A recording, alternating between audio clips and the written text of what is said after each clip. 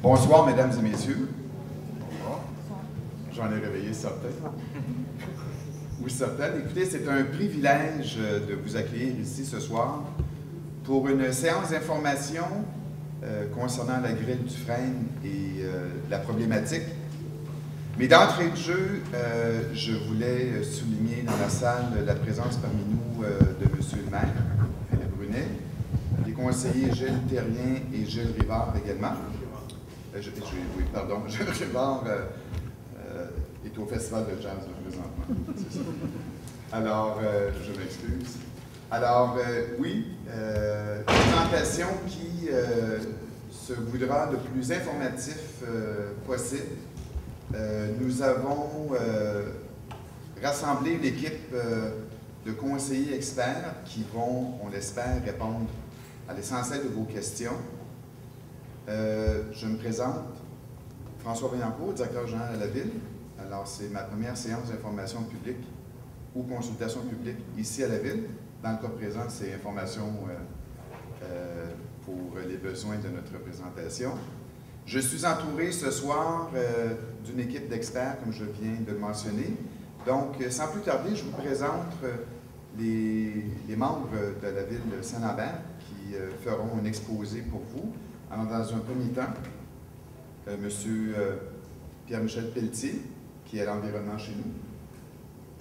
Mme Marie-Lou Goyer, qui est notre patrouille verte qui est sur le terrain, qui a aussi un background académique en conséquence, tout comme M. Pelletier. Et nous avons également la chance, le privilège d'avoir parmi nous ce soir deux représentantes de l'Agence canadienne d'inspection des aliments qui ont bien voulu se joindre à nous pour, encore une fois, être des sources de référence qui pourront vous aider à comprendre encore mieux la problématique, le cas échéant. Donc, sans plus tarder, je vais laisser la parole aux experts à nouveau, je vous remercie pour votre présence en si grand nombre, mais pour nous, c'est très édifiant. Je vous remercie beaucoup. Bonne soirée.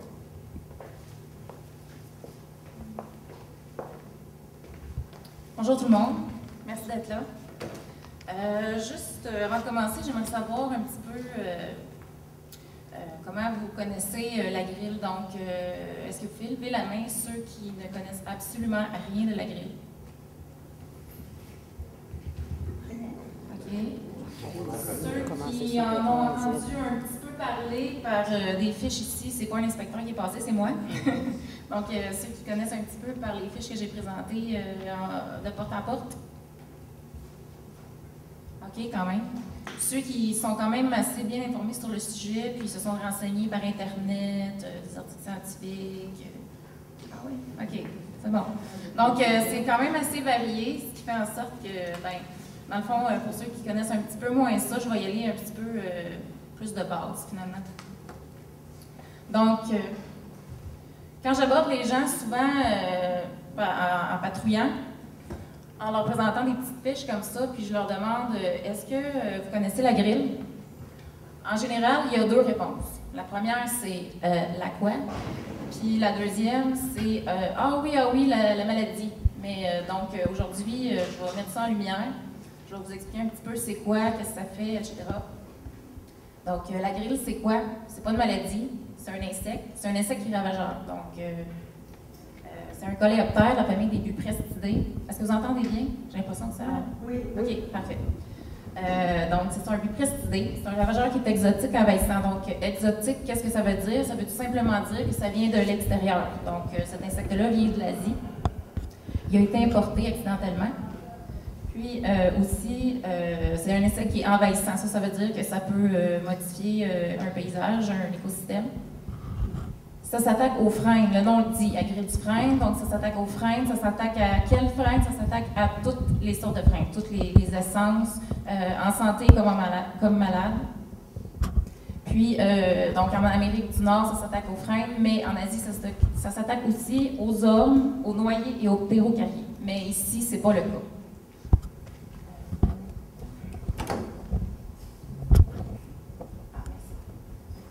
Donc, la grille du frein s'attaque aux freins, mais encore, qu'est-ce qu'un frein?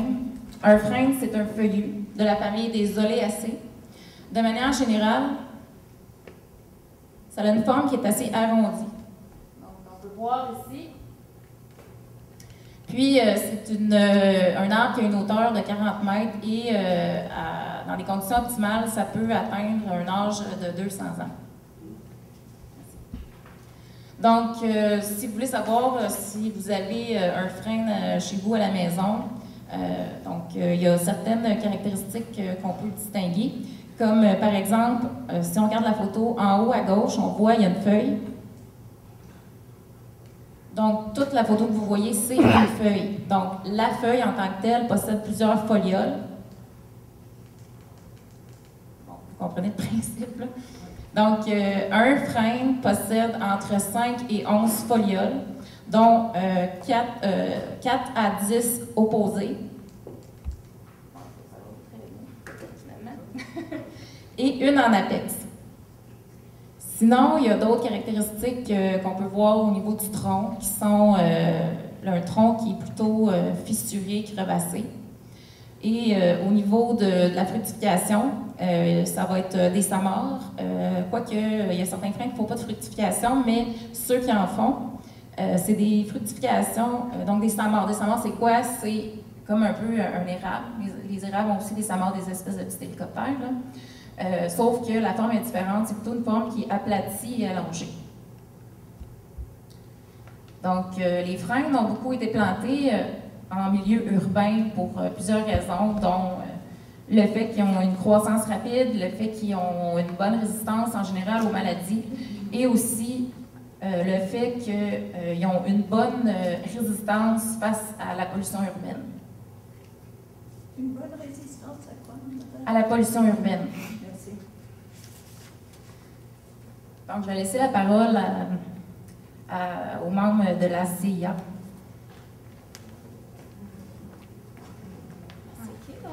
Bonsoir tout le monde, j'espère que vous m'entendez bien. Moi, c'est Nathalie Caravelle. Comme on m'a présenté, je travaille pour l'Agence canadienne d'inspection des aliments. Je travaille comme agente régionale pour le bureau de Saint-Hyacinthe. Puis, c'est moi qui s'occupe du dossier de la grille du frêne pour la région. Avec moi, il y a Isabelle Woolgar.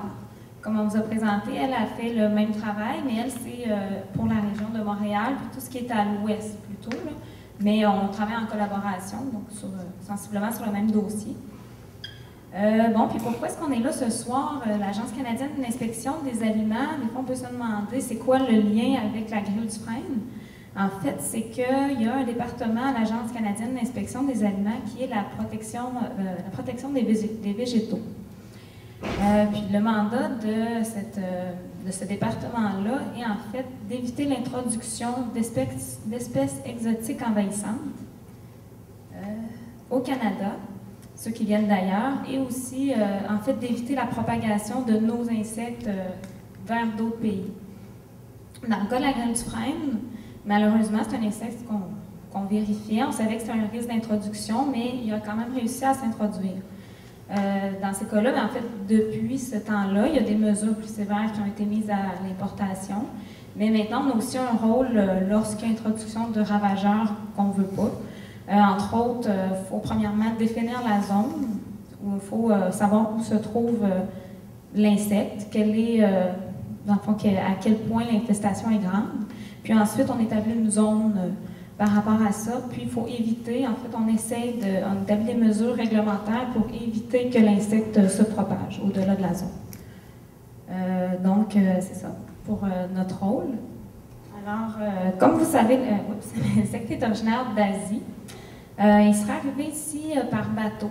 En fait, c'est l'insecte, le problème, c'est la larve qui se trouve dans le bois. Je pense que Marie-Lou va l'expliquer là, plus tard. En fait, donc, ça serait arrivé dans le bois, qui est la larve qui se trouvait dans le bois, puis dans le bois de calage de bateau. Le bois de calage, c'est le bois de remplissage là, dans les cales de bateau. Souvent, c'est ce qui sert là, à éviter que le matériel tombe. Donc, c'est du bois de moins bonne qualité qui peut contenir des ravageurs.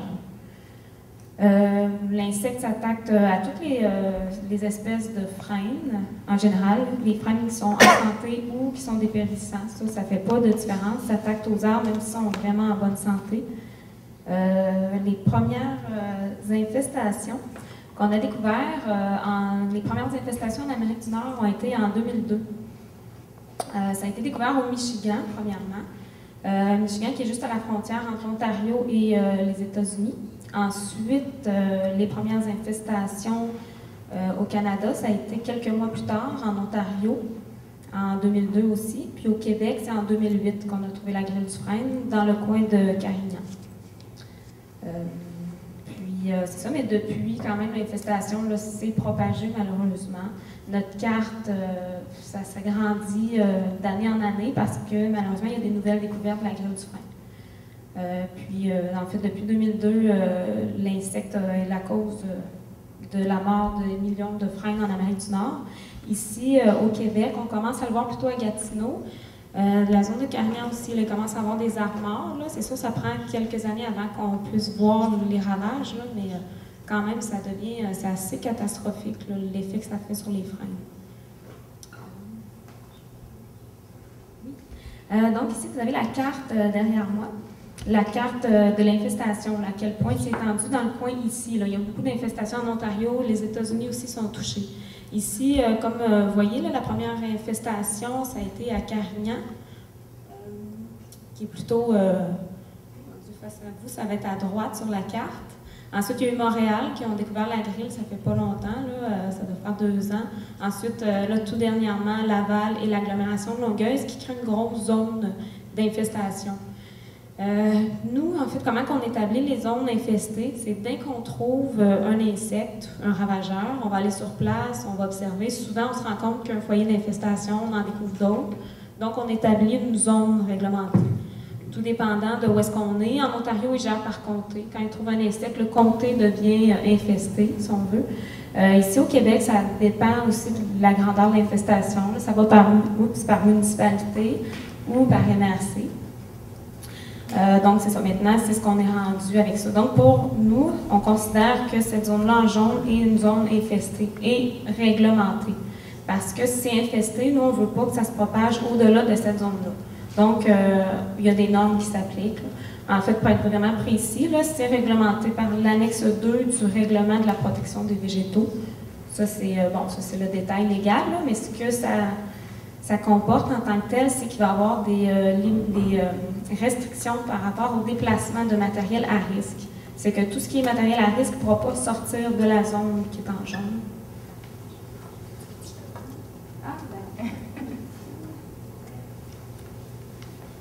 Bon, donc, vous voyez ici, en fait, les restrictions qui vont s'appliquer, c'est qu'on ne pourra pas sortir le matériel à risque, comme j'ai dit. Puis maintenant, le matériel à risque qu'on entend, c'est l'insecte en tant que tel, c'est normal, la grêle du frêne ou la larve. Mais il y a aussi tout ce qui est de frêne. Parce que la larve peut se retrouver dans le bois de frêne, mais on ne la verra pas. Donc, c'est pour ça que tout le bois de frêne devient réglementé parce qu'il y a vraiment un risque de vecteur de la grêle du frêne. Parce qu'on va déplacer du bois qui pourrait contenir des larves. Nous, on ne le sait pas. On le transporte à l'extérieur d'une zone, l'insecte va sortir, enfin, il va compléter son cycle, l'insecte va sortir et va créer un nouveau foyer d'infestation. Ça, c'est ce qu'on ne veut pas. Donc, d'où la réglementation. Fait que finalement, à l'extérieur de la zone que je vous ai montré en jaune, c'est interdit de sortir de cette zone-là tout ce qui est de frêne. Ça peut être soit les branches, les billes de bois, même des planches de bois, et le bois de chauffage, de toutes les espèces. Pourquoi toutes les espèces, ça s'attaque simplement aux frênes? En fait, c'est que dès que du matériel devient non identifiable, ça peut être n'importe quelle feuillue, même si c'est des branches, s'il y a un risque de contenir du frêne, il y a un risque de contenir des larves, donc de propager l'insecte. C'est pour ça que tout ce qui est à risque, finalement, tout ce qu'on n'est pas capable de voir qui n'est pas du frêne, ça devient réglementé, donc on ne peut pas sortir de la zone. Vous avez en gros, c'est à peu près la réglementation qui est établie. Moi puis Isabelle, on est ici, donc vous avez des questions là, à la fin, gênez-vous pas. Merci beaucoup.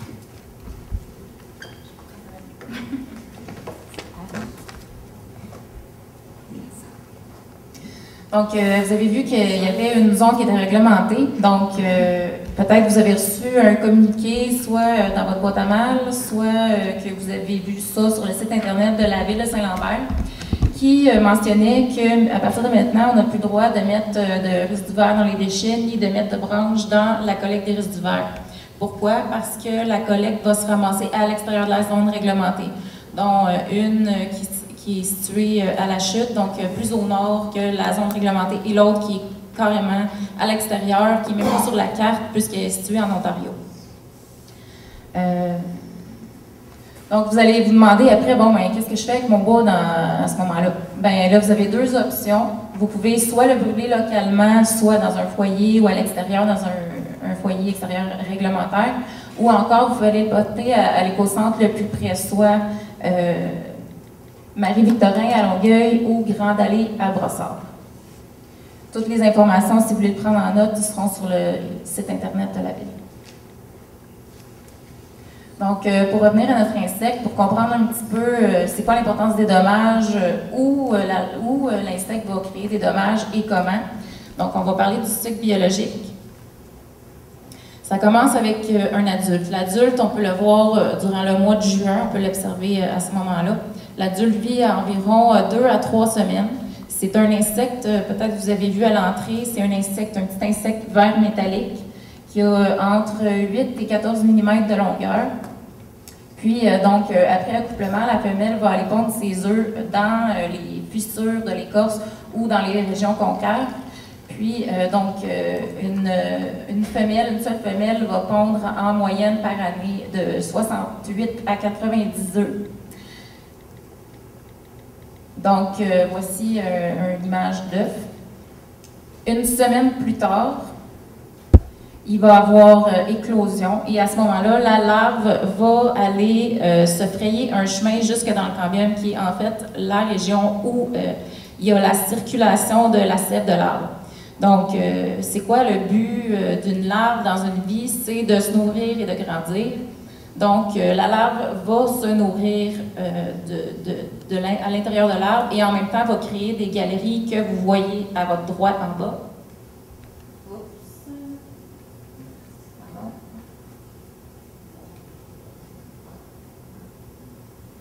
OK, je vais laisser faire le laser. Donc, c'est ça, les galeries. On peut imaginer que si une seule femelle pond entre 68 et 90 œufs, rapidement, ça va se multiplier. Et au bout de quelques années, il va y avoir tellement de galeries que la sève ne pourra pas se rendre jusqu'en haut complètement de l'arbre. Et donc, c'est de cette manière-là que l'arbre va finir par mourir. Donc, la larve grandit jusqu'à atteindre environ une taille maximale de 2 cm ou 3 cm. Et vers, le mois d'octobre, la période où il commence à faire plus froid, va changer de conformation pour devenir une prépupe et une pupe éventuellement. Va passer l'hiver sous cette forme-là. Au mois d'avril, va continuer son développement de pupe. La pupe, en fait, va se transformer de blanche à de plus en plus, va ressembler à l'adulte. Ensuite, l'adulte, au mois de juin, va émerger en grugeant l'écorce jusqu'à l'extérieur. Et c'est un trou qui est assez caractéristique, si vous pouvez voir, c'est un trou en forme de D majuscule. Et ça, c'est dû au fait que l'adulte a la tête aplatie. Donc, c'est comme ça qu'on peut la reconnaître. Et donc, durant le mois de juin, on peut observer des encoches dans les feuilles qui sont en fait ce qu'on appelle des dégâts alimentaires. Donc, les signes et symptômes. Premièrement, il va y avoir la mort de certaines parties d'arbres. Donc, ce qui va arriver, c'est qu'on va commencer à observer que la cime commence à être dégarnie. Il va manquer des feuilles. Ensuite, il va y avoir des peaux adventives. Des peaux adventives, c'est quoi? C'est des espèces de branches qui se mettent à pousser là, le long des troncs avec des petites branches avec des feuilles. Ça, c'est une espèce de réaction au stress que l'arbre a. Il y a le fameux trou. Là, on peut voir un petit peu la taille comparée avec un sous-noir, la taille approximative. Bon, les fameuses galeries. Et les encoches dans les feuilles. Donc ça, c'est tous des signes et symptômes qu'on peut observer. C'est sûr, si on n'a pas l'équipement, on ne peut pas nécessairement voir les galeries, peut-être pas nécessairement non plus le trou, mais les dégâts alimentaires sont observables et le dégarnissement de la cime également. Et les peaux adventives. Donc après, c'est sûr que, bon, l'arbre va finir par mourir, mais donc la grille, il faut qu'il se disperse, il faut qu'il se rende à un autre arbre pour pouvoir survivre. Comment que l'insecte va détecter un autre frein? En fait, il y a deux techniques. La première, c'est que en fait, elle va être attirée par certaines couleurs, comme la grille du frein est attirée par exemple par le vert et par le violet. Il y a aussi de l'attirance chimique. En fait, les arbres sous le stress vont avoir des espèces de composés volatiles, chimiques, qui vont être attirantes pour la grille. Mais aussi, il y a les femelles qui ont des phéromones qu'on appelle, c'est comme une espèce de parfum version insecte. Puis, ce que ça va faire, c'est que ça va attirer la grille mâle. Puis, en moyenne, c'est 1,3 km par jour que l'insecte peut faire. Et il y a environ 10% qui peuvent se déplacer plus de 7 km par jour. Mais c'est sûr que si le garde-manger, si on peut le dire comme ça, est à proximité, puis il y a d'autres freins à proximité, il va avoir moins tendance à se disperser. Donc, suite à ces connaissances-là, les gens ont développé des espèces de techniques pour détecter la présence de la grille. Il y a, peut-être que vous avez vu ça au parc du Limoisin, au parc du Havre, il y a des espèces de prismes triangulaires verts. Donc, vert, pourquoi? Parce que la grille est attirée par le vert. Mais il y a aussi des molécules qu'on peut mettre pour attirer la grille, dont celle que je vous ai parlé tout à l'heure, c'est-à-dire soit des phéromones qui imitent l'odeur des femelles, ou encore des molécules qui vont imiter les arbres stressés. Parce que aussi, la grille peut infester un arbre sans qu'on ait de signes et symptômes.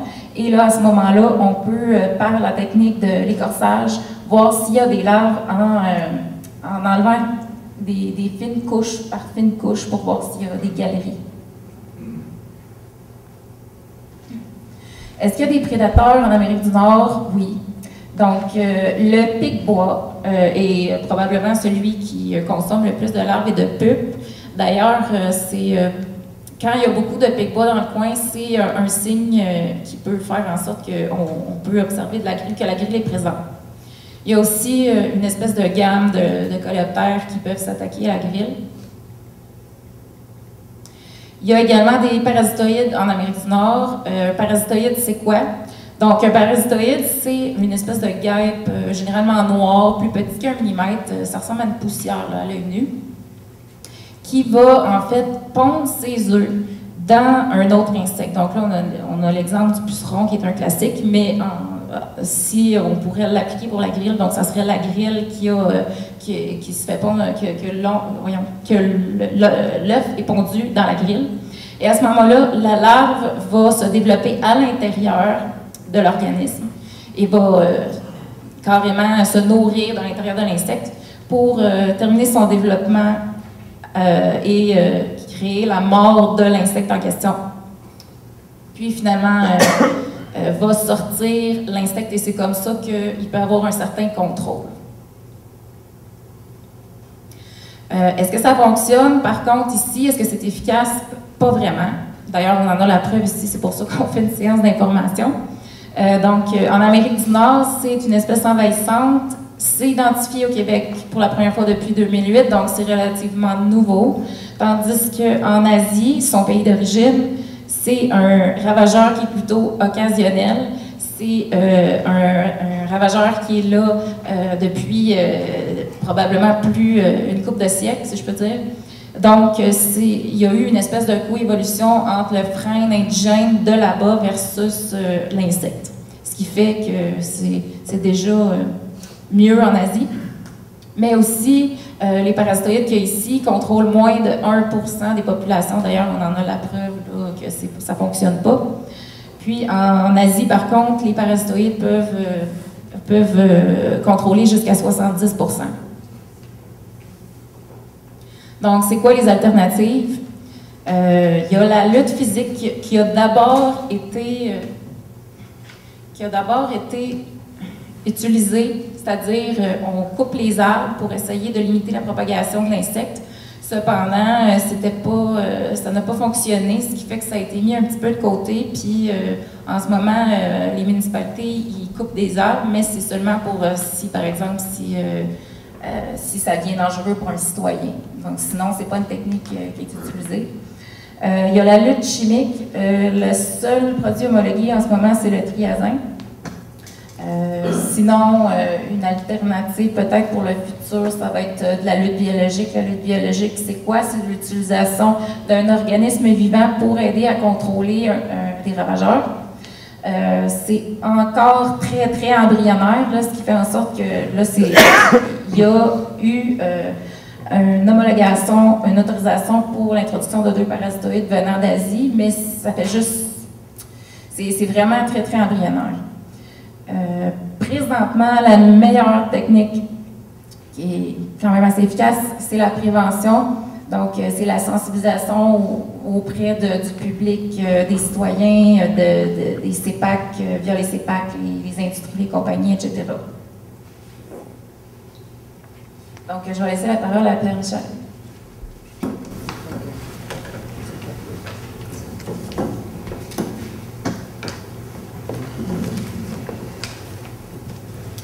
Bonsoir. Au niveau de l'administration municipale, on a évidemment un plan d'action, un plan d'intervention. On est conscient de la situation depuis le début de l'évolution en 2008 et on travaille d'arrache-pied, entre autres au niveau de la recherche. On fait une revue de littérature, évidemment, on va chercher l'information, on a des alertes Internet, on a du personnel qui va chercher l'information au fur et à mesure pour s'assurer de la diffuser à la population. Ça va mieux comme ça? Oui. Un peu grand, c'est pour ça. Mais est-ce que vous avez quand même compris le début? Oui. Oui, très bien. Donc, évidemment, il y a un gros travail de communication qui se fait en permanence. On a fait des chroniques dans le bulletin municipal ainsi que dans l'infolette. On a des faits informatifs qui sont distribués. On a quand même une patrouille verte qui circule les rues de la ville à vélo. Et lorsqu'ils constatent qu'il y a une présence de freins, rencontrent les citoyens. S'ils voient qu'il y a des freins endommagés, vont expliquer la situation aux citoyens, montrer les signes. On a vu un peu plus tôt comment on peut reconnaître la présence de la grille du frein ou un frein en piètre santé. On a aussi l'information qui est diffusée sur le site Internet sur l'évolution de la situation au fur et à mesure. D'ailleurs, demain, on va diffuser la présentation que vous avez actuellement. Et prochainement aussi, on aura une foire aux questions qui est en construction actuellement et qu'on va construire grâce à vous ce soir pour essayer de diffuser le maximum d'informations sur les questionnements que les gens ont. On fait des communiqués destinés aux médias, entre autres lorsqu'on a des changements de situation. Par exemple, on sait que les branches, c'était quelque chose qui pouvait par le passé être collecté, ce qui n'est plus le cas actuellement. Donc, on essaie de diffuser au maximum de gens le plus tôt possible, le plus rapidement possible, et toujours en essayant d'aller voir les gens aussi, parallèlement grâce à la patrouille verte. Et on fait des séances d'information les plus informatives qu'on peut, avec toute l'information qu'on a à jour, telles que ce soir, et aussi lors de kiosques, lors d'événements, par exemple lors de la journée de la famille verte. La patrouille verte était là avec du matériel informatif sur la situation de la grille du frein. Évidemment, à l'interne, on veut que les gens connaissent la situation, sachent comment on peut intervenir, puis se coordonner entre nous. Donc, l'année dernière, en 2012, on a organisé une formation pour les équipes municipales. Donc, les travaux publics qui sont en contact avec les gens, qui sont en contact aussi avec la foresterie urbaine, division de l'environnement et le service de l'urbanisme, permis et inspection. Donc, on veut être certain qu'au niveau de l'administration municipale, tout le monde ait le maximum d'informations, soit au courant de la situation, puis aide l'information à diffuser à la population. On a invité aussi, lors de cette formation-là, avec les intervenants, évidemment les autres villes de l'agglomération, pour échanger, pour essayer de savoir s'ils en savaient plus que nous ou vice-versa. Et aussi le secteur privé. On sait que les émondeurs, c'est eux qui concrètement vont bouger les arbres, vont couper les arbres, vont s'occuper de se départir des branches. Donc on les a invités, on a eu une belle participation, une belle collaboration avec eux l'année dernière.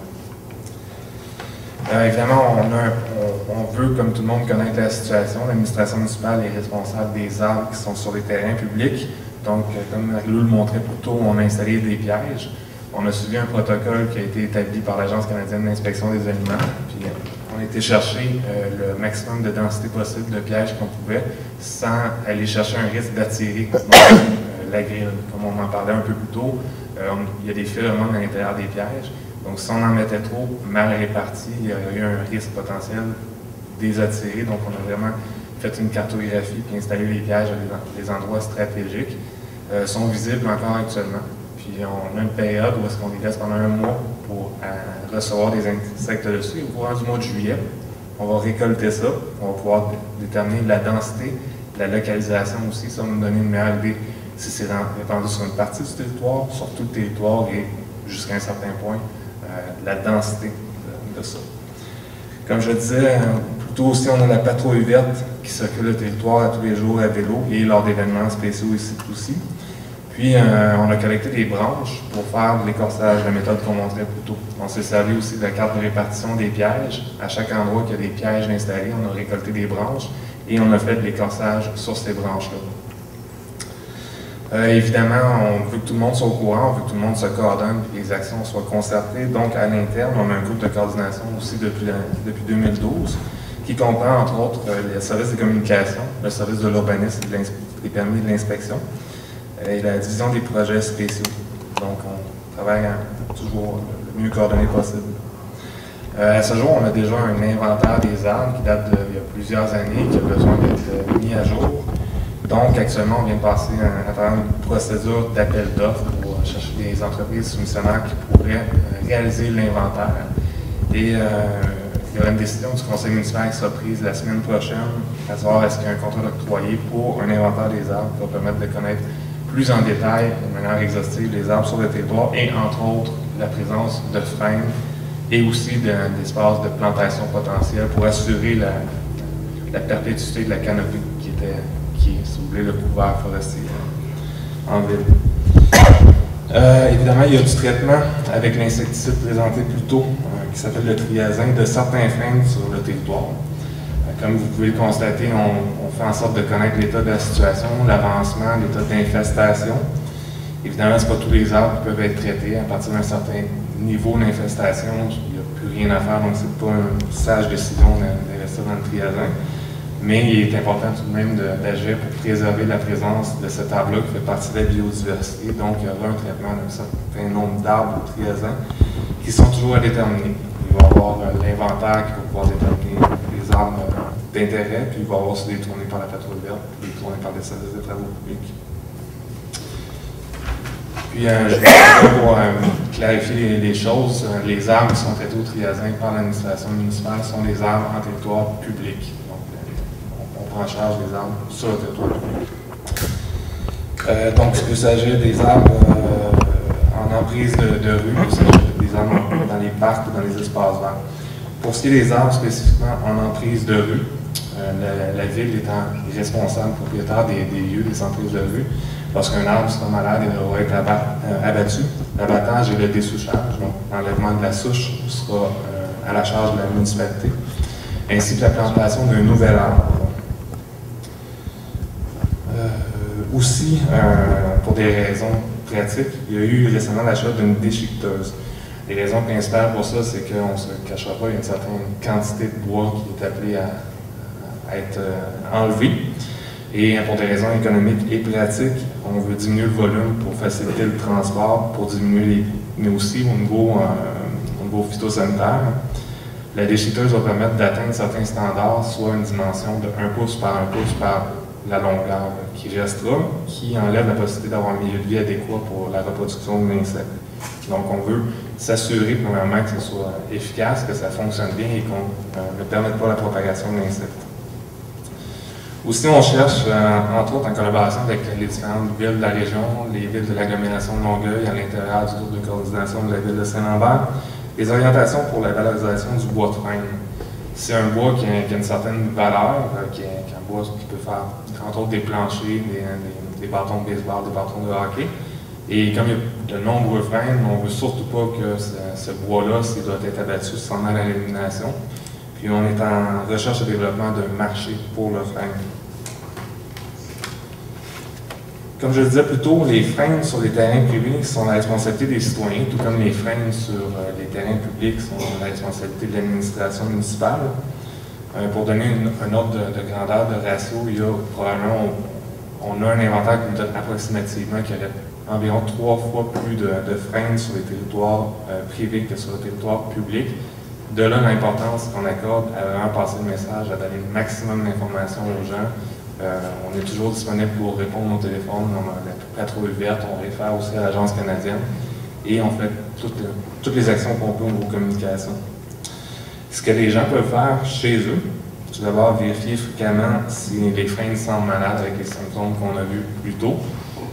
C'est pas parce qu'un arbre a l'air en pleine forme aujourd'hui qu'il va l'être nécessairement au fur et à mesure que la saison va avancer. En cas de doute, vous pouvez faire valider par un professionnel pour connaître le pourcentage de dégâts le cas échéant. Je crois qu'il y en a plusieurs qui interviennent dans le territoire de la municipalité à l'heure actuelle. Si l'arbre n'est pas attaqué ou l'est à moins de 30 %, ce qu'on entend par moins de 30 %, c'est, vous pouvez regarder, l'idéal c'est de faire affaire avec un professionnel chez vous, mais a priori vous pouvez regarder la foliation. S'il y a une perte de feuilles importante, il est probable qu'en consultant un professionnel, il n'y ait plus rien à faire, tout simplement.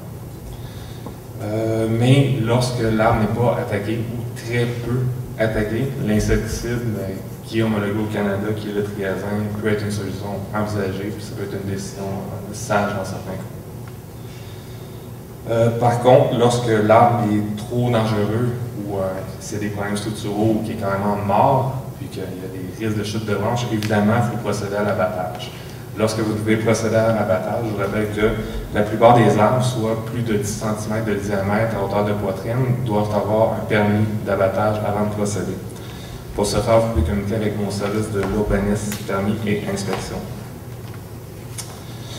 Au niveau des responsabilités qui incombent aux citoyens dans cette situation-là, évidemment, on le disait plus tôt et on le répétera jamais assez, on ne doit pas déplacer le bois de chauffage pour des raisons évidentes. C'est très difficile de discerner dans un chargement de bois qu'est-ce qui est de quelle essence, et c'est un milieu de vie propice pour la grille lorsqu'il s'agit de frein. On répète, le bois coupé doit être brûlé sur place ou déposé aux éco-centres Marie-Victorienne ou Grande Allée. Je rappelle aussi au niveau du brûlage de bois, c'est avec un foyer extérieur, ça doit être à l'intérieur d'un foyer. Et aussi, il ne doit pas avoir de nuisance causée au voisinage avec la fumée qui en émane. Donc ça, c'est au niveau réglementaire. Vous pouvez vous renseigner au niveau des règlements municipaux en appelant au service d'urbanisme, permis et inspection. Puis, continuez à vous tenir informé le plus possible. Vous pouvez appeler à la ville, vous pouvez regarder notre site web, regarder les différents médias, appeler l'Agence canadienne de l'inspection des aliments, puis regarder dans les médias locaux. Maintenant, on va passer à la période de questions. J'en profite pour remercier tout particulièrement l'Agence canadienne de l'inspection des aliments pour leur aide, leur soutien et leur matériel. Merci.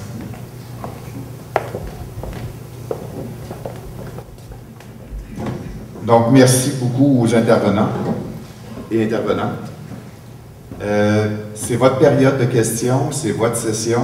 Je vous demanderai de venir au micro, de vous nommer, d'y aller d'une façon très succincte avec votre question. Et en fonction de la question, si vous voulez que ce soit plutôt une personne spécifique qui répond, vous n'aurez qu'à indiquer à qui vous voudriez que cette question soit, ou que cette réponse émane. Autrement, je vais laisser le soin aux experts de répondre en fonction de leur champ de compétences. Ça vous convient de cette façon-là? Oui. Merveilleux. Alors, on débute. Alors, je vais me nommer, comme vous avez demandé tout à l'heure, Raymond Paradis, de Saint-Lambert. Alors, j'ai quelques questions à poser ce matin. Je suis allé sur Internet et j'ai lu ce qu'on disait de cet insecte qui s'appelle la grille. Et j'ai aussi lu les dangers et des questions que je voudrais poser, surtout à Marie-Lou Goyer. Pourquoi l'insecte a-t-il choisi le frêne? Ils n'ont pas d'orme, ils n'ont pas d'érable, ils n'ont pas une autre sorte d'arbre.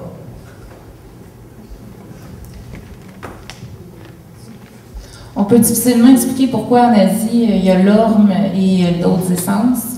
La seule chose que je peux vous dire, c'est qu'ici, il n'y a pas eu de cas d'observer sur les autres essences et je ne pourrais pas vous dire non plus pourquoi. Par contre, je sais que ici, c'est des variétés, des espèces qui sont plus sensibles comparativement à ceux en Asie. Je ne peux pas vraiment vous répondre. Peut-être la grille pourrait vous répondre, mais moi, je peux pas répondre à ça. Je suis désolée. Alors, M. Pelletier, vous avez parlé tantôt de faire un inventaire des arbres malades. Bien, je vous souhaite bonne chance, M. Pelletier, parce que la grille, cet insecte est très petit. J'ai vu ce matin sur Internet qu'il ne mesure que 7 mm, même pas un demi-pouce. Il vous faut des bonnes longues vues pour le découvrir dans nos arbres. Alors, comment allez-vous faire pour faire l'inventaire? En fait, il ne s'agit pas de l'inventaire des arbres malades, mais plutôt d'un inventaire de la foresterie urbaine qui comprendrait tous les arbres, mais qui porterait une attention particulière à déterminer les arbres remarquables au niveau des frênes. Donc, des arbres qui, pour différentes raisons caractéristiques, sont sujets à être appelés à être traités avec un insecticide pour faire perdurer cette essence-là. Au niveau, il y a un deuxième volet que je ressens à votre question, c'est comment est-ce qu'on fait pour voir la présence d'agril. On a différents symptômes qui montrent la présence d'agril. Évidemment, lorsqu'on constate cette présence-là, il est souvent trop tard pour sauver l'arbre individu, mais ça nous permet de dire, bon, mais ce secteur-là est problématique, puis l'envahissement est rendu dans tel ou tel secteur, ce qui donne des lignes directrices pour intervenir. Oui, vous avez donné deux caractéristiques d'un arbre infesté. La perte des feuilles et deuxièmement, la perforation dans l'écorce. Vous avez parlé de ce fameux trou qui a une forme de D. Bon. Je peux poser une autre question? Non, je vais vous demander, tel que je vous connais, vous ne cesserez jamais d'être à court de questions. Moi, je suis un ancien prof, alors je suis habitué à poser des questions. Vous en avez déjà eu deux, mais écoutez, je vous demanderai de laisser la place à une charmante dame en arrière de vous qui en a une. Et à la fin, vous pourrez revenir, ça va faire grand plaisir. J'ai des bonnes questions à poser. Ah ben, il n'y a aucun doute. Il n'y a aucun doute. Madame. Merci, Fatima.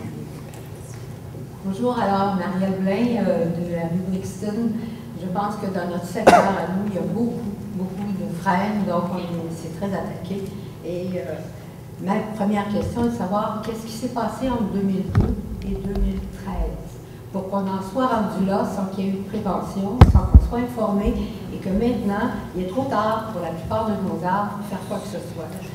Deuxième question, maintenant qu'il est trop tard pour la plupart de nos arbres, puis que d'autres qui peuvent être sauvés, c'est très onéreux, et que la garantie n'est pas envisageable, mais qu'on sait que si on veut les protéger un peu, il faut au moins y voir aux 2 ans, avec des coûts exorbitants. Alors je me demande, qu'est-ce qu'on peut faire quand on s'appelle une ville, puis qu'on voudrait que la ville reste couverte sous une belle couverture d'arbres? Qu'est-ce qu'on peut faire pour aider les citoyens qui sont face maintenant à un dommage qui aurait dû être prévu il y a 5 ans et qui maintenant nous incombe de protéger avec des coûts exorbitants? Voilà. Alors, je ne sais pas qui peut répondre à ça. Je vais commencer avec un premier volet et après, si mesdames de l'Agence canadienne vous voulez prendre le relève, je vous inviterai. Je tiens à souligner que dans le bassin de Chambly, Carignan-Chambly, l'arrivée de l'insecte a été constatée, à moins que je ne me trompe, en 2008 et non pas en 2002. Pour le second volet au niveau du traitement, je ne crois pas qu'en Amérique du Nord, nous puissions être conscients par le passé de la vitesse de propagation de cet insecte envahissant. Et je crois que l'Agence canadienne a déployé tous les efforts pour prévenir l'envahissement. Maintenant que nous en sommes à la situation que nous sommes, nous investissons énormément pour connaître la présence. On a un programme de suivi et de détection. On a des gens sur le territoire tous les jours. On a des pièges installés. On a des programmes d'écorçage. Tous les intervenants sont sensibilisés. Et on donne l'information sur les alternatives possibles à la population telle qu'on fait. Maintenant, je vais passer la parole à l'Agence canadienne d'inspection des aliments si vous avez quelque chose à rajouter. Je ne sais pas si on m'entend, oui. Bon, donc effectivement, en 2002, ça a été la première découverte au Canada. Dans le fond, c'est en Ontario. Depuis, il y a eu des efforts de fait. Là, comme on dit, nous, on met des mesures réglementaires, des zones réglementées qui sont là. On essaie d'informer les gens. Malheureusement, il n'y a pas, c'est pas comme une frontière. C'est sûr que les zones, il y a une certaine limite. Là, on ne peut pas être à chaque endroit. Mais l'agence a déployé beaucoup d'efforts. On essaie de faire le suivi, on fait de la communication le plus possible, mais c'est vraiment une lutte qu'on tente. Là. Puis en Ontario, c'est la même chose, ça se propage très rapidement, c'est quand même difficile à prévoir, là, si on veut. Puis malheureusement, c'est vraiment, on essaie d'informer tous les gens parce que la propagation de cet insecte-là se fait rapidement, puis c'est pas en volant qu'il se propage, c'est vraiment par le déplacement de bois. Donc finalement, c'est vraiment les citoyens en général, là, toutes les personnes sont finalement responsables de la propagation. C'est souvent le principal vecteur, en fait, c'est le bas de chauffage. C'est vraiment ce qui se passe. Nous, on essaie vraiment de sensibiliser les gens, mais c'est vraiment difficile d'aller rejoindre chaque personne. Mais en fait, je pense que chaque ville a des plans pour essayer de prévoir ça le plus possible, mais vraiment, même aux États-Unis aussi, là, ils sont vraiment prêts avec le problème, puis ils essayent. Nous, en plus, on a, si on veut, la chance, eux ont été atteints avant, ça se développe beaucoup plus rapidement là-bas. on se base sur eux, il y a de la recherche qui se fait, puis on essaie vraiment de prévenir le problème, mais c'est vraiment comparable à une espèce de catastrophe naturelle, si on veut. On a déjà des gens qui comparent la grippe du frêne à ça, parce que c'est vraiment difficile là, de faire quelque chose comme ça. Là. Ça se propage rapidement, puis on essaie. Puis on a une nouvelle stratégie pour l'an prochain. On va essayer de changer nos zones réglementées. Mais c'est ça, on essaie vraiment de faire un effort, mais c'est un insecte qui est vraiment difficile à contrôler. Je sais pas si tu veux. Maintenant, pour... Juste ajouter oui, allez-y. Je veux juste ajouter que pour la ville de Saint-Lambert, je ne pense pas que la catastrophe soit encore si installée que ça. Je pense au contraire qu'on est au niveau préventif. Donc, il y a eu une trouvaille d'insectes qui a été faite sur le territoire, mais ce n'est pas parce que la zone est considérée réglementée que l'insecte est partout et a déjà attaqué tous les frênes. Donc, je pense au contraire que la ville est justement un bon moment pour mettre un plan d'action, pour informer les gens et pour se prémunir le mieux possible pour que ce ne soit pas une infestation trop grave. Mais je ne pense pas qu'il soit déjà trop tard. Ce n'est pas mon avis, du moins. Vous aviez quelque chose à rajouter? Je vais dire, une des conséquences de ça, c'est qu'il va y avoir une stratégie pour replanter les arbres publics, une fois malheureusement qu'on devra les abattre, le cas échéant. Mais effectivement, ça fait partie de la stratégie pour atténuer un tant soit peu les effets qu'on pourra constater dans quelques temps. On ne le souhaite pas, effectivement, quant à nos arbres et la canopée. Alors, est-ce que la ville va les traiter? Les arbres atteints? Bien, je pense que c'était très clair de la part de M. Pelletier, là, quant à la façon de détecter, puis il y a des arbres qui ont été ciblés dans la ville, des grands arbres, effectivement, mais on ne peut pas commencer à traiter tous les arbres non plus, là, ça c'est clair.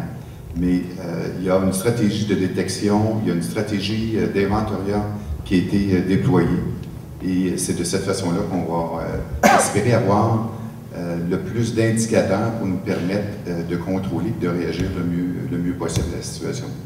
Et quand je parle aux autres villes, mes confrères concerts, je peux vous dire qu'on est pas mal similaires. Donc, la stratégie de replanter ou de reboiser est une stratégie. D'autres villes, je sais que Boucherville a une stratégie qui est différente, mais je peux juste me concentrer sur ce qu'on va mettre de l'avant ici à la ville.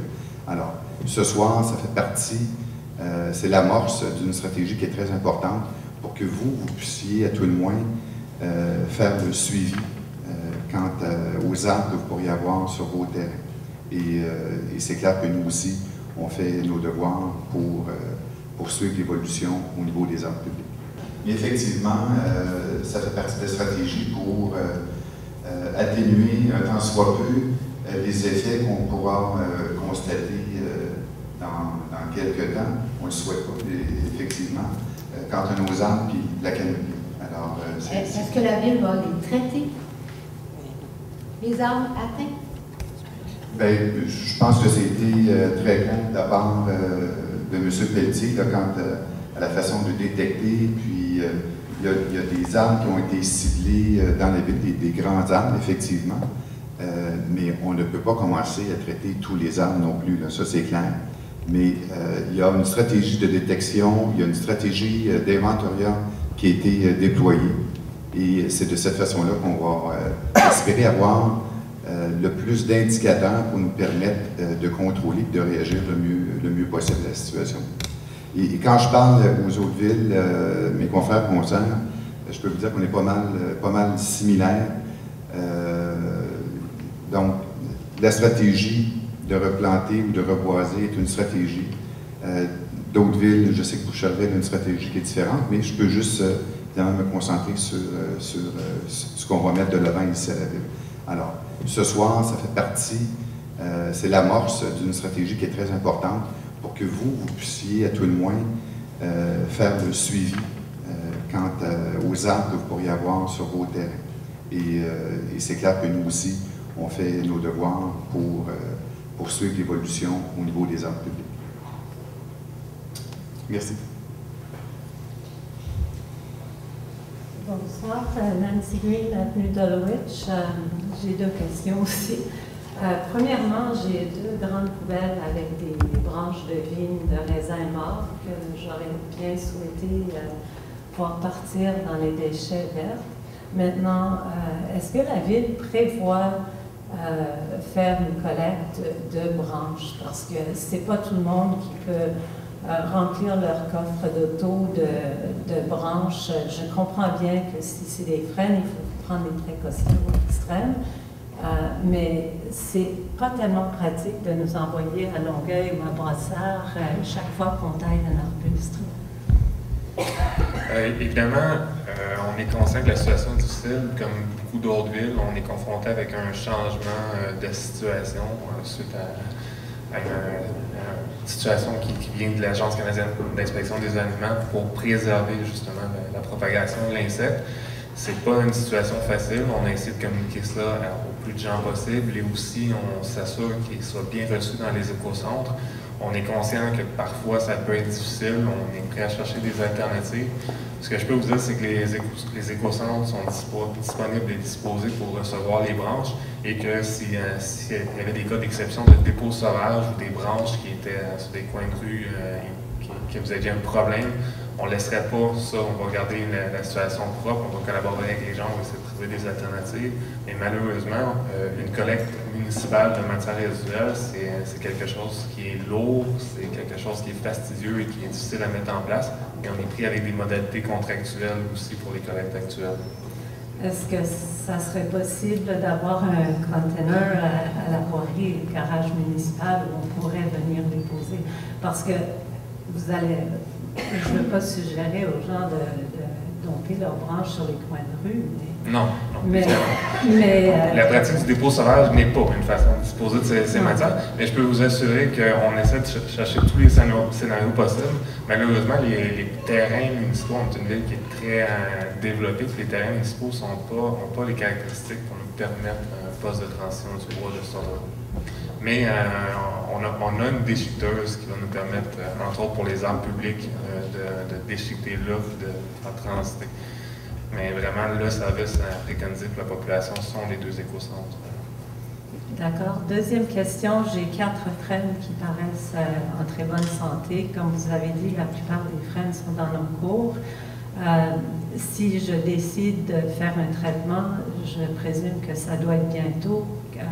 Est-ce que vous allez nous fournir peut-être une liste de compagnies réputables qui pas improviser devant un nouveau projet, mais des compagnies qui vont vraiment suivre un protocole qui va aider nos arbres et non pas les tuer plus rapidement à cause de traitements trop extrêmes? Je ne peux pas vous référer à une entreprise ou à une autre, puis ce n'est pas non plus le rôle de l'administration municipale, je crois, de référer une entreprise à une autre. Par contre, je peux vous dire que le fournisseur, son nom c'est Bioforêt Technologies, je crois, ou Bioforêt. Sur le site Internet, ou si vous procédez par le site Internet, vous avez un onglet, fournisseur de services, puis vous pouvez trouver selon votre secteur un fournisseur de services. Et s'il y en a dans la salle ici, je tiens à souligner aussi que vous devez avoir un permis d'autorisation municipale pour procéder. Donc, demandez au fournisseur de services s'il détient le permis municipal, ce qui va nous aider aussi à assurer un suivi et à connaître les lieux d'intervention. La bouteille qui contenait des agriles dedans, donc je ne sais pas qui dans la salle les a, mais ça serait bien de les revoir parce qu'en plus, c'est du matériel prêté par la CIA et je me sentirais très mal à l'aise de ne pas avoir ce matériel-là à remettre. Voilà. Madame Lemieux. Je suis très contente de voir que le discours a changé depuis mon intervention au Conseil. À ce moment-là, d'autres villes ne font rien. C'est comme ça s'annule. Il faut vraiment qu'il y ait une espèce d'organisation avec toutes les villes environnantes, puis qu'on fasse un travail d'équipe et que les citoyens soient informés. Moi, je n'ai pas vu d'informations beaucoup. Madame, merci. Je termine là-dessus.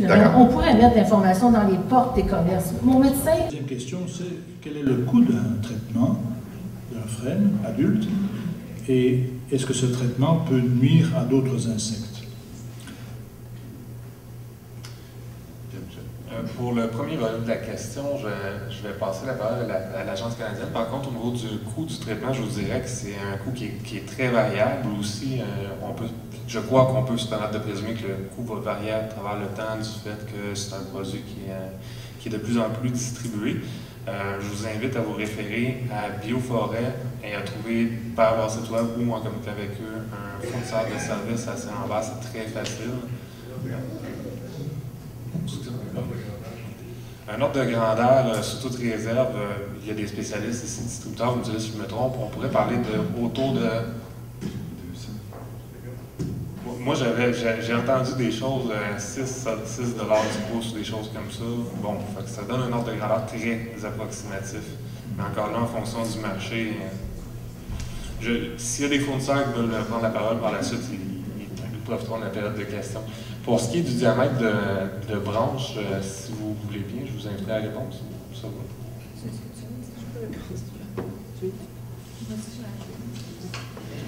Au niveau du diamètre des branches, en fait, ça peut être vraiment très minime. On a trouvé au niveau de l'écorçage de branches, quand on fait de la vérification au niveau des symptômes, des très petites branches qui étaient infectées. Par contre, au niveau des feuilles, le seul danger de propagation, c'est s'il y a de la grille qui est présent, mais ça peut s'envoler à partir des feuilles, mais ils ne resteront pas nécessairement très longtemps au niveau de la feuille. C'est pour ça qu'au niveau des feuilles mortes, ce n'est pas réglementé alors que la feuille vivante, elle l'est. Mais ça peut s'attaquer vraiment à des très petites branches. Merci. Et l'insecticide est-il dommageable pour les abeilles et les autres insectes? Comment s'administre-t-il? On injecte les racines? À la base de l'arbre, au bas du tronc, il y a une injection qui est faite. Donc, ce n'est pas une vaporisation, c'est bien une injection qui va circuler à travers l'arbre. La fiche descriptive du produit triazine qui a été homologué explique que le produit est dangereux ou nocif, ou bref, nocif pour les couvains d'abeilles ainsi que pour les organismes aquatiques. Okay. Merci.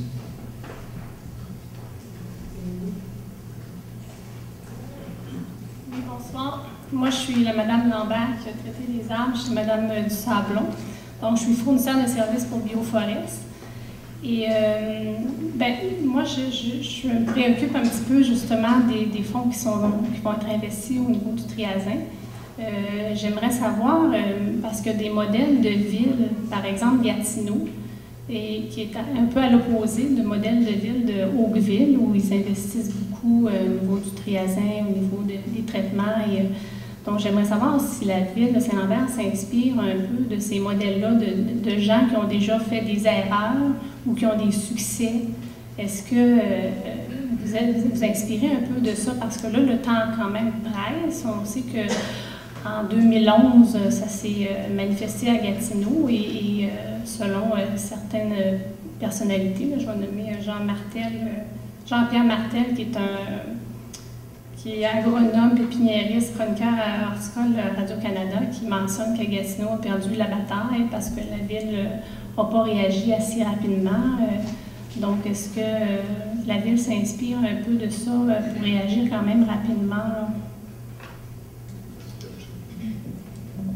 Dans un premier temps, au niveau de l'article auquel vous faites référence, si je crois bien, je tiens juste à souligner que justement la seule et unique source de cet article-là est un distributeur de triazin. Au niveau de savoir si la ville de Saint-Lambert s'inspire des autres villes, je peux vous assurer qu'on travaille en collaboration avec des autres villes de l'agglomération de Longueuil et on travaille en collaboration avec des villes environnantes. Et oui, on a une revue de littérature constante, on a des alertes Internet, tout ce qui passe sur la grille qui est accessible par le nom de la grille. C'est lu à l'intérieur de nos services. C'est d'ailleurs la raison pour laquelle on a un programme de suivi et de détection intensif. C'est pourquoi la raison pour laquelle on a des pièges dans les arbres, qu'on fait de l'écorçage, qu'on a une patrouille en permanence dans les rues. Donc, nous, à l'heure actuelle, c'est d'établir le meilleur portrait le plus vite possible. On est conscient que l'insecte est arrivé sur le territoire. On veut le meilleur portrait pour nous permettre d'avoir la meilleure décision possible. Et on veut aussi diffuser l'information à tout le monde pour que les citoyens puissent faire le même processus décisionnel. Est-ce que je peux apporter une précision au niveau des abeilles? Parce qu'il était mentionné que ça tue les abeilles. En fait, le triazin, lorsqu'il est injecté, il est interdit de l'injecter avant la floraison. Il faut attendre que la floraison soit passée. Donc, à ce moment-là, l'abeille n'est pas exposée. Et l'année suivante, la quantité de produits qui se retrouvent dans le tronc est vraiment... c'est pas à peine perceptible. Donc, c'est pas non plus dommageable pour les abeilles, là, comme ça a été mentionné là, à plusieurs reprises. Là. Donc, je pense que là-dessus, ça faudrait peut-être être modéré un petit peu sur pour pas nuire aux produits non plus, là, parce que c'est... voilà. Merci. Bonjour, Olivier Trusdelmenard. Je suis sorti 5 minutes, j'espère qu'on n'a pas posé la question en mon absence. Si c'est le cas, vous me le direz. Moi, j'aimerais juste poser une question un peu plus pratique. Je suis un de ces propriétaires qui a 4 superbes freines sur mon terrain et la question, c'est traitement, pas traitement.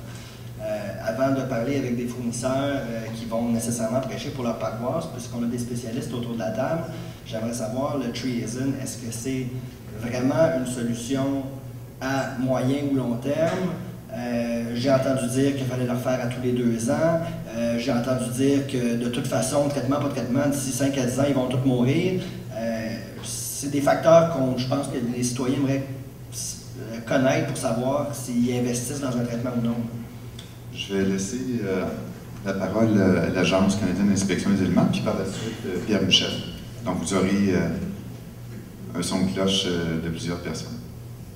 Mais nous, en fait, on n'est pas des applicateurs. C'est sûr que c'est un peu difficile là, de dire l'efficacité du produit, là, étant donné que nous, c'est vraiment la réglementation qu'on met en place. Là. Il n'y a pas de volet sur application du traitement.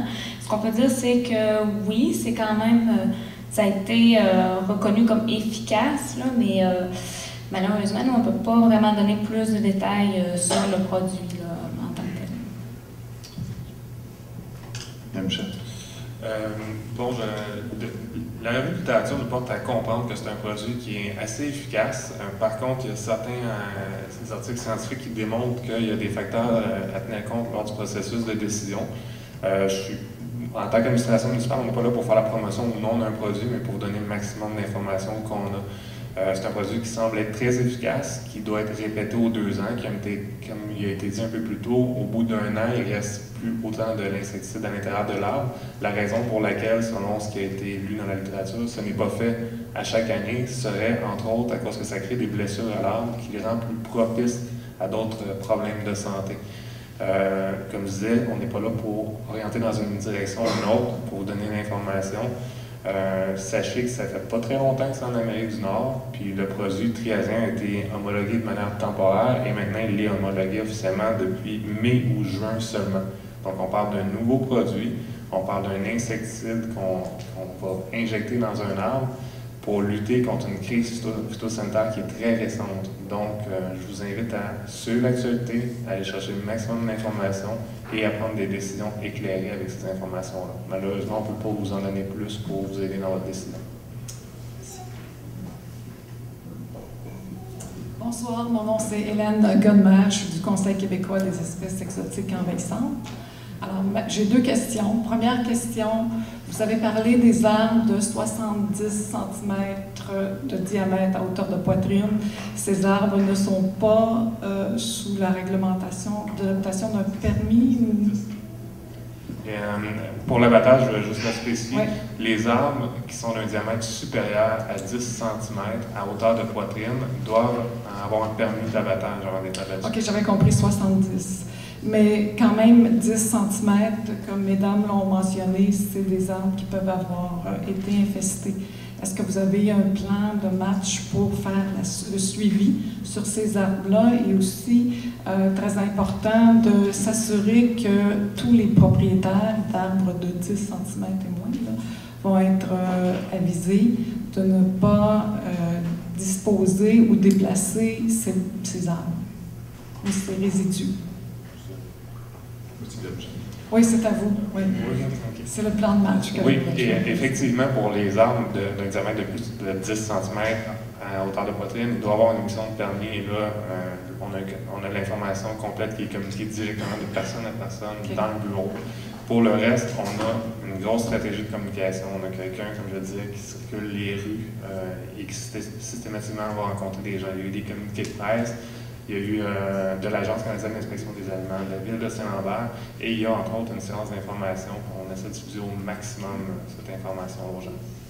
Une enquête qu'on a faite l'été dernier auprès des campeurs, des gens qui font de la villégiature et qui ont des chalets, montre que les résidus de branches, de petits arbres ou de troncs que les gens ont sur leur terrain, leur propriété privée, sont transportés ailleurs au Québec pour le camping. Donc pour nous, on démontre dans cette étude-là qui est publiée dans le Naturaliste canadien qu'il y a un très très grand risque pour tous les résidus, pour les branches et les arbres de petit diamètre. Donc, c'est peut-être quelque chose à considérer. Sinon, ma deuxième intervention, c'est au sujet du triazin. Je pense qu'il y a beaucoup d'informations que Bioforêt pourrait donner et je suggère ici à l'audience de peut-être faire revenir quelqu'un. On a déjà quelqu'un dans la salle qui pourrait montrer, c'est ce qu'on a fait déjà dans une formation qu'on a donnée il n'y a pas très longtemps, tout sur le triazin. Donc, le cours 101 sur le triazin, ça démystifierait beaucoup de choses. Et là, on comprend que les gens de l'agence, ce n'est pas leur rôle d'informer là-dessus, mais c'est une suggestion. Voilà. Merci beaucoup, madame. Non? Il y a un autre monsieur. Un plaisir. Bonjour, je m'appelle Bruno, j'ai grandi dans la magnifique forêt urbaine de Saint-Bruno. Puis à Saint-Bruno, comme à Saint-Lambert, on reconnaît l'importance des arbres parce qu'ils sont beaux, parce qu'ils augmentent la valeur de notre propriété, parce qu'ils sont bons pour nous. D'ailleurs, ceux qui... Ah, c'est vrai. On va arranger ça. Bonjour, je recommence. J'ai le plaisir de recommencer. Je m'appelle Bruno, j'ai grandi dans la magnifique forêt urbaine de Saint-Bruno. Et comme à Saint-Lambert, Saint-Bruno, on apprécie les arbres. C'est pas pour rien qu'on achète des maisons 3 fois plus chères à Saint-Bruno et à Saint-Lambert qu'à Saint-Hubert. C'est parce qu'il y a des arbres, parce que c'est beau, ça fait de l'ombre sur notre propriété, ça nous procure des bénéfices même psychologiques, des bénéfices sociaux. Ça favorise les échanges intergénérationnels, ça favorise tout plein de choses. Enfin, je ne vous convaincrai pas, vous habitez Saint-Lambert, vous travaillez pour Saint-Lambert, vous aimez Saint-Lambert. Puis, aujourd'hui, on a parlé peu d'argent. Je pourrais continuer à vous faire la promotion de la forêt urbaine ou des bénéfices des arbres en ville comme ça pour des heures. Je ne le ferai pas. Je voudrais qu'on parle d'argent. On en a parlé un petit peu, mais pas beaucoup. Puis je me demande si l'équipe de la ville, qui semble bien documentée d'ailleurs, je me demande si vous avez fait une étude économique des impacts qu'aura la grille du frein sur la municipalité de Saint-Lambert. Parce qu'en Ontario, l'agence nous le confirmera, j'en suis certain, ça a coûté des millions, voire des milliards de dollars. Il y a une étude aux États-Unis qui a paru qui estime à 10 milliards de dollars le coût de la grille du frein sur une quinzaine d'États américains. Je ne donne pas plus de détails que ça, je n'en suis pas certain. Mais ici, j'ai entendu aujourd'hui que le traitement coûtait cher, alors que l'abattage des arbres en milieu urbain coûte les yeux de la tête. Alors, il y a une étude aussi qui démontre que pour le même coût d'abattage d'un arbre en ville, on peut conserver cet arbre-là sur 10, 15 ans, voire 20 ans. Si, dans 10 ans, la population de frênes va diminuer, tellement que la population d'agriculteurs de frênes va diminuer aussi. Il y a 2 semaines, j'ai eu le plaisir de discuter avec une dame d'une commission scolaire à Gatineau, parce que je passe la moitié de mon temps à Gatineau. La grille est présente là-bas depuis 2009. On est en 2013, ça fait 4 ans seulement, c'est pas beaucoup 4 ans là. Puis là-bas, en fait, les arbres qui se qualifient encore pour le traitement sont rares. Les arbres ont été abattus par milliers. Juste la ville d'Ottawa dépense 6 millions de dollars cette année seulement en abattage, va dépenser 6 millions de dollars, 6,7 l'année prochaine, etc., etc. Donc, est-ce que vous êtes prêts? Est-ce que vous avez informé vos citoyens que leur taux de taxe va peut-être augmenter, que la valeur de leur propriété va peut-être être réduite et qu'ils vont devoir assumer les coûts d'abattage faramineux? Moi, j'ai parlé à un citoyen de la rue du Rocher cette semaine qui avait une vingtaine de freins matures sur son terrain. Je ne veux pas savoir combien ça va lui coûter l'abattage, mais c'est les yeux de la tête, là. Il y a même eu une faillite personnelle dans le sud de l'Ontario. Un monsieur qui habitait sur un vieux terrain, il y avait 9 gros freins. Le battage, étant donné les obstacles aériens, les clôtures, les fils électriques, les bâtiments, le coût d'abattage et de disposition du bois ont monté à 65 000 $. Pour en revenir à ma petite anecdote à Gatineau, la dame de la commission scolaire, qui pleurait presque au téléphone, m'a informé que la commission scolaire, puis on sait que ça n'avait pas beaucoup d'argent, la commission scolaire, l'année dernière, la polyvalente Nicolas Gatineau, c'est une grosse polyvalente à Gatineau, ont dû abattre 17 freins majestueux pour la somme de 27 000 $. Je suis convaincu que tout gestionnaire, et que vous aussi, en tant que gestionnaire des fonds publics, vous auriez préféré dans cette situation-là dépenser 5 000 $ aux 2 ans plutôt que d'avoir absorbé une somme de presque 30 000 $. Donc, il faut apporter d'autres petites mini-précisions, parce qu'en fait, en gros, l'information véhiculée aujourd'hui est excellente, mais pour apporter quelques mini-précisions, j'ai entendu dire que les parasitoïdes ne fonctionnent pas.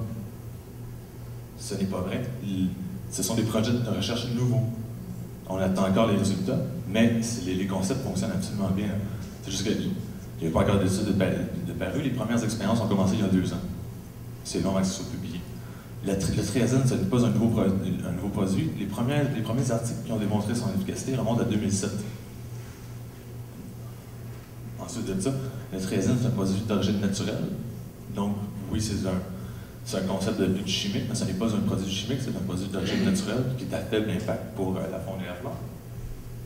Puis, Mme Woolgard, si vous avez une chance de passer sur l'avenue du Rocher, vous comprendrez qu'il y a un foyer d'infestation important à Saint-Lambert, qu'on n'est plus vraiment en mode prévention. Petite précision. Là-bas, il y a une cinquantaine d'arbres à abattre prochainement cette année. Cinquantaine d'arbres à tuer, ça va mal. Puis bon, ça termine avec les précisions. Merci beaucoup. Merci. Donc, dernière question. Tantôt, il y a une intervenante qui a fait une sorte de chronologie de l'arrivée de cet insecte en Amérique du Nord. Cet insecte serait arrivé chez nous en 2002 à la frontière Ontario-États-Unis, en 2008 dans la province de Québec, dans le petit village de Carignan. Et en 2011, on découvre à Montréal un site à la proximité du port. Et c'est en 2012, selon l'Agence canadienne d'inspection des aliments, c'est en 2012 on a découvert cet insecte à Saint-Laurent.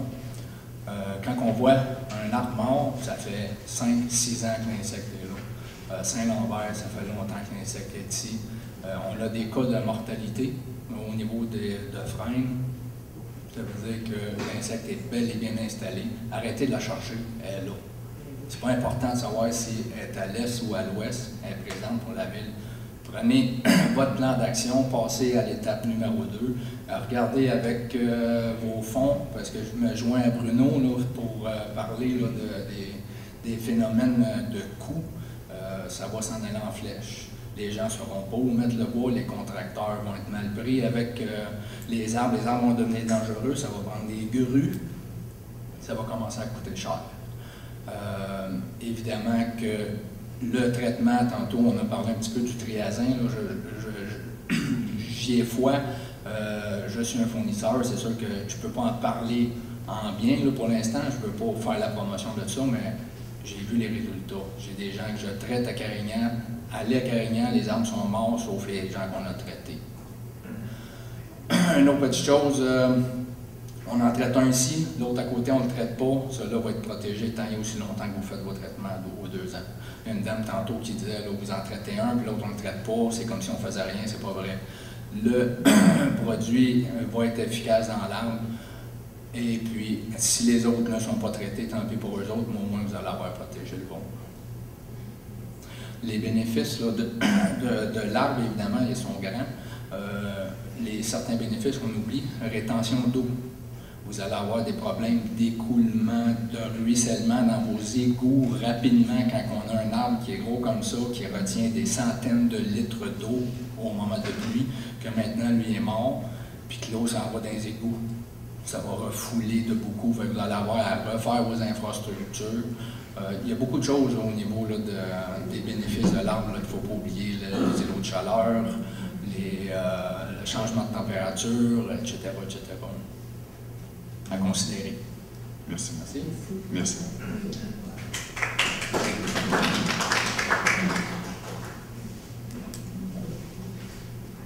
Ça, c'est beaucoup trop haut pour moi. Je vais me permettre une autre petite intervention pour faire écho à la personne qui a parlé de la santé.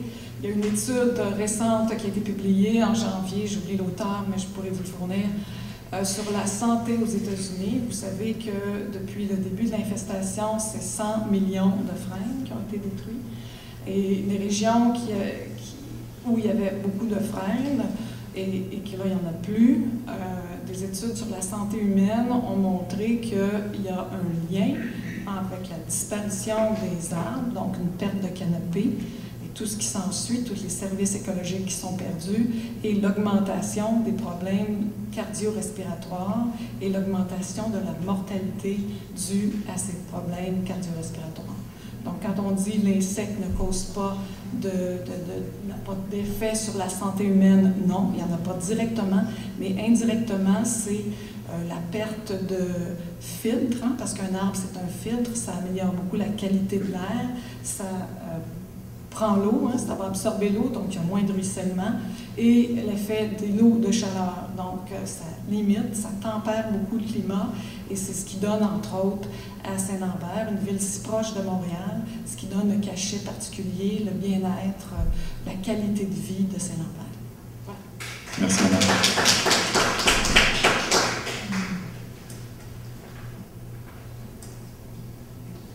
Dernière intervention. Merci. Bonsoir, mon nom c'est Marc Lafontaine, je suis entrepreneur en arboriculture depuis 23 ans. J'ai quelques questions à vous poser. Monsieur Pelletier, vous allez faire un inventaire municipal de tous les arbres ou juste des frênes en priorité? Il s'agit d'une mise à jour d'un inventaire de la foresterie urbaine pour tous les arbres publics, sur le domaine public, que ce soit les parcs, les espaces verts et les bordures et les emprises de rue. D'accord. Et il y a beaucoup de municipalités qui ramassent les branches. Où est-ce que vous les ramassez pour les citoyens, sur appel ou moyennant des petits frais?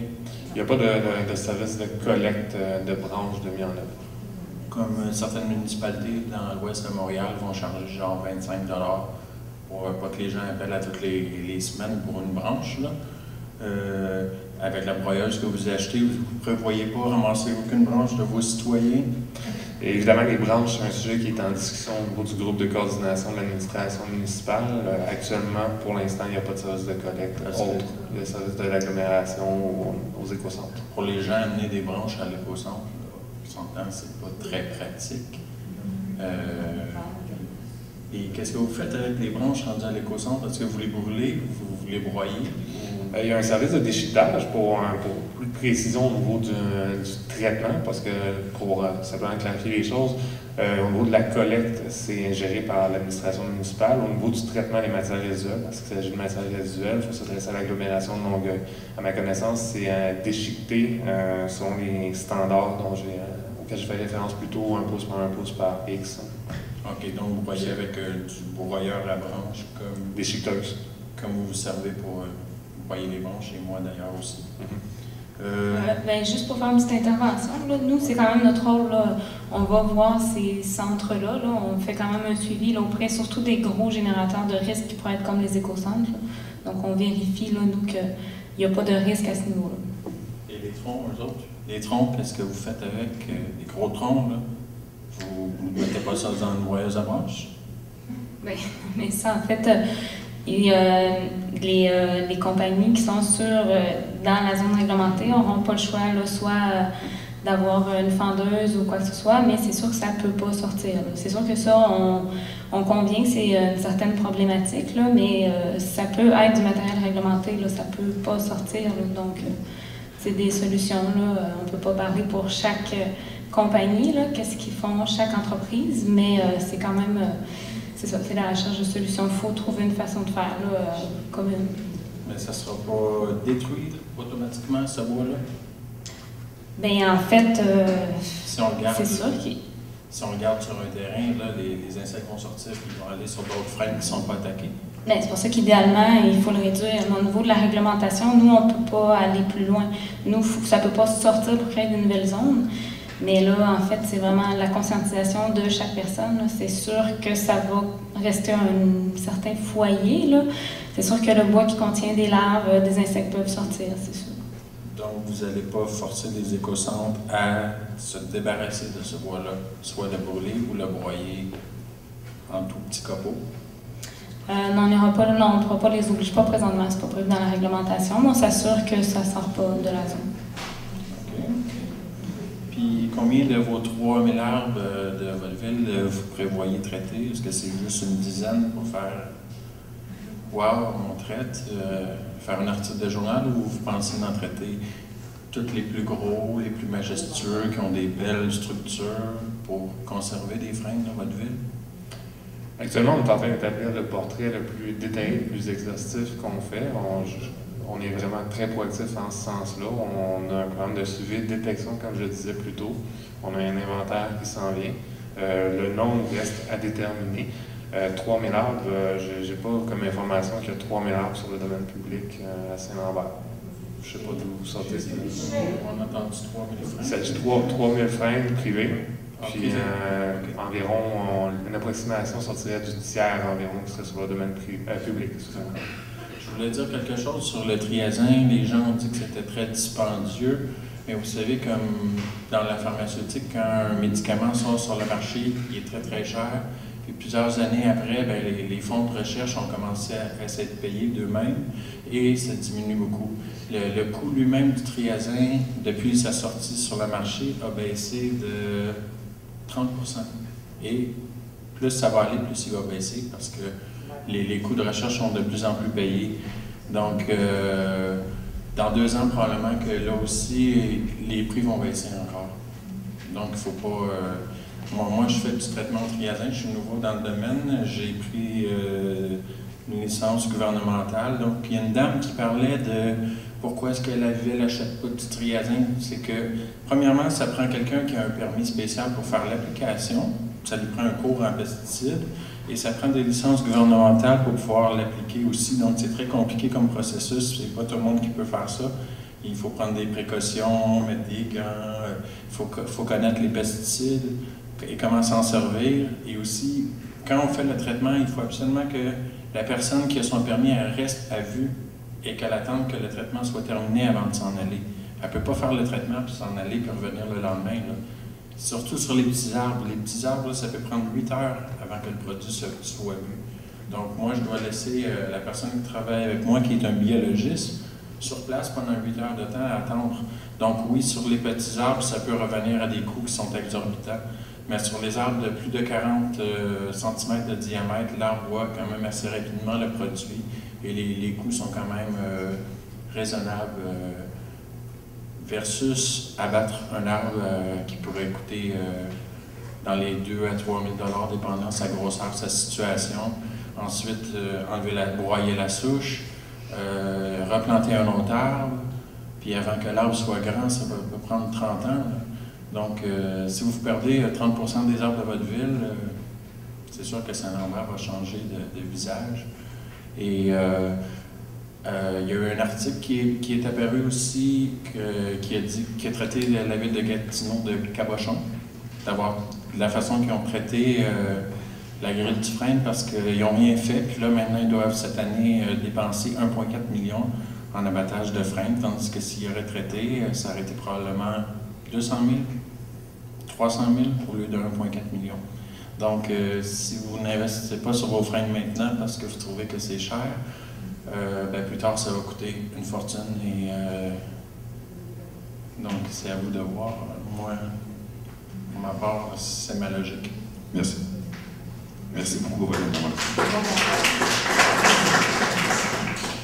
Très, très rapidement. Ben, en tout cas, moi, je voudrais saluer votre initiative là, de prendre le dossier en main. Puis je pense que vous avancez rapidement. Vous allez organiser l'inventaire, tout ce qui en suit. Donc, ça, c'est merveilleux. On souhaite que dans la région, dans la couronne nord et sud de Montréal, ça se passe de cette façon-là. Donc, c'est pour ça que je souligne là, vos efforts qui sont très précieux et que c'est tellement important de travailler en collaboration avec les citoyens. Montréal avait pris la direction de traiter que les arbres de rue et se sont vite aperçus que ça ne faisait pas de sens. Donc, ils travaillent maintenant sur les foyers d'infestation et ils vont, en collaboration, parfois même traiter des arbres sur le privé. Donc, on ne peut que souhaiter une collaboration entre vous et les citoyens.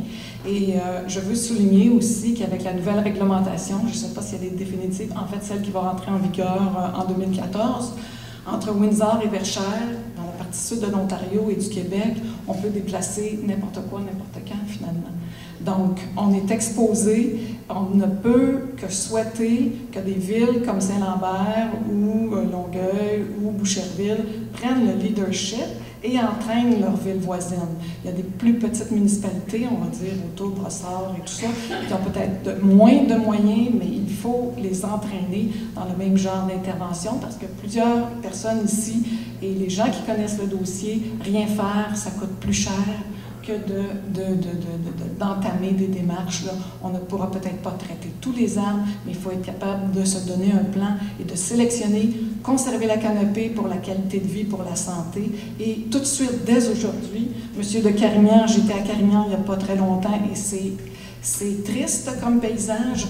Alors c'est ça qu'on veut éviter pour conserver et se donner le temps de replanter.